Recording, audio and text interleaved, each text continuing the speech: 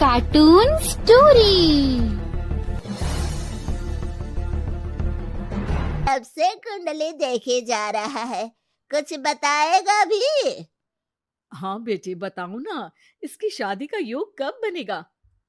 हर लड़के को रिजेक्ट कर देती है।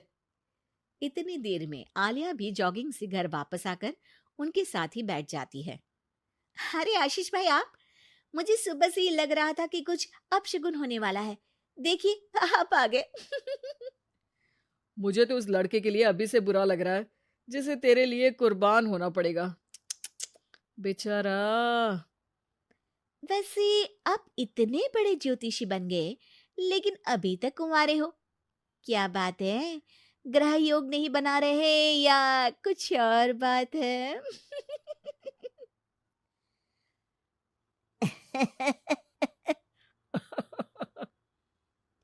आलिया की इस बात पर वो और उसकी दादी हंसने लगते हैं, जिन्हें इग्नोर करते हुए माँ एक बार फिर उसकी शादी की बात पर आ जाती है।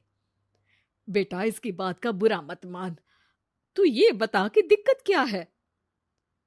अरे मौसी, सबसे बड़ी दिक्कत तो इसके जिद्दीपन की है, बाकी मंगल भारी है। जिद और स्वाभिमान में फर्क होता है। मेरी पोती नेक दिल, सेल्फ इंडिपेंडेंट लड़की है। ऐसे ही कुछ कॉम्प्रोमाइज करके कहीं भी शादी थोड़ी ना कर लेगी।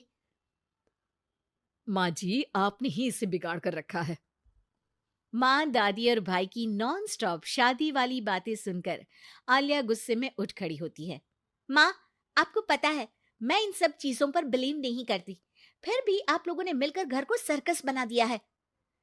घर वालों को ये सब सुनाकर आलिया तैयार होती है ऑफिस के लिए निकल जाने को, जहाँ रास्ते में उसे एक छोटी बच्ची फूल बेचते हुए मिलती है। दीदी, फूल खरीद लो ना, आज मेरी मम्मी का बर्थडे है। अच्छा, कितने के हैं? सिर्फ आपके लिए एक फूल, 20 रुपीज। आलिया उस बच्ची से सारे फूल खरीदकर ऑफिस पहुंचकर उन्हें सब में बांट देती है। क्या बात है? ये फूल किस खुशी में बांटे जा रहे हैं? फूल मिलने से सबके चेहरे पर जो खुशी आई है ना, उसी की समझ लो। चलो काम करते हैं।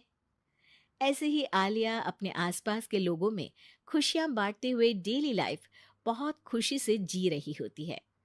दिन बीतते रहते हैं। एक शाम आलिया और उसकी दोस्त आइसक्रीम खरीदने जाती हैं। भैया, 2 चॉकलेट आइसक्रीम देना। तुम्हारा चॉकलेट आइसक्रीम से प्यार मुझे आज तक समझ नहीं आया। आइसक्रीम लेकर आलिया की दोस्त तो वहां से चली जाती है, लेकिन जैसे ही आलिया जाने लगती है, तभी एक जरूरतमंद बच्चा उसके पास आता है। दीदी, आइसक्रीम खिला दो। आलिया बिना कुछ सोचे अपनी आइसक्रीम उसे दे देती है। ये सब देख वहीं खड़ा देव आलिया के पास आता है। आप उसे पैसे भी तो दे सकती थी। हाँ, दे सकती थी, पर पैसे तो आगे उससे कोई दूसरा भी छीन सकता था। लेकिन इस आइसक्रीम को खाकर उसे जो खुशी मिलेगी ना, वो कोई नहीं छीन पाएगा। Wow, deep thought. आज से मैं भी ऐसे सोचना शुरू करूंगा। वैसे मेरा नाम देव है। हेलो देव, मैं आलिया हूँ। और इस तरह दोनों बातें करते हुए साथ चलने लगते हैं, जिसके बाद धीरे धीरे दोनों की बातें और फिर मुलाकातों का सिलसिला शुरू हो जाता है। इसी तरह कुछ महीने बीत जाते हैं। अब दोनों एक दूसरे को पसंद करने लगते हैं। मेरी मम्मी को उनके सोशल वर्क के लिए सम्मानित किया गया है, तो आज फैमिली डिनर में तुम भी आ सकती हो। अगर तुम्हारी मम्मी की गिफ्ट के लिए तुम मेरे साथ शॉपिंग चलोगी तो जरूर आऊंगी।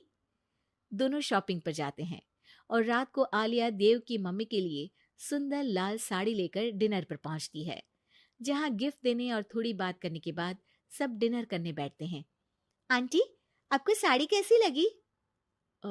ठीक है, मतलब मैं एक सोशल वर्कर हूँ तो ज़्यादातर सोबर कपड़े ही पहनती हूँ।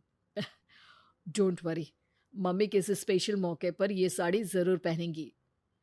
इसी तरह बातें आगे बढ़ती हैं और डिनर खत्म होने पर आलिया घर वापस आती है, जिसके बाद से ही वो देव के साथ बात करना बंद कर देती है। ऐसे ही कुछ दिन बीत जाते हैं, जिसमें देव बहुत बार उसे कॉल और मैसेजेस करता है, लेकिन आलिया किसी का जवाब नहीं देती। क्या हुआ? सब कुछ तो अच्छा चल रहा था, फिर तुमने देव से बात करनी क्यों बंद कर दी?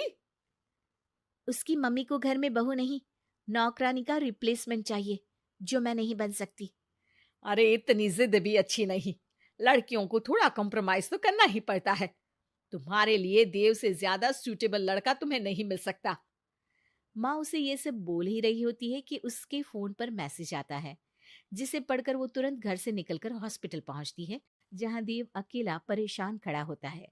पर आलिया उसके पास न जाकर एक कमरे में जाती है और कुछ देर बाद बाहर निकलकर घर वापस आ जाती है। इसके कुछ दिनों बाद देव और उसकी मम्मी आलिया के घर आते हैं।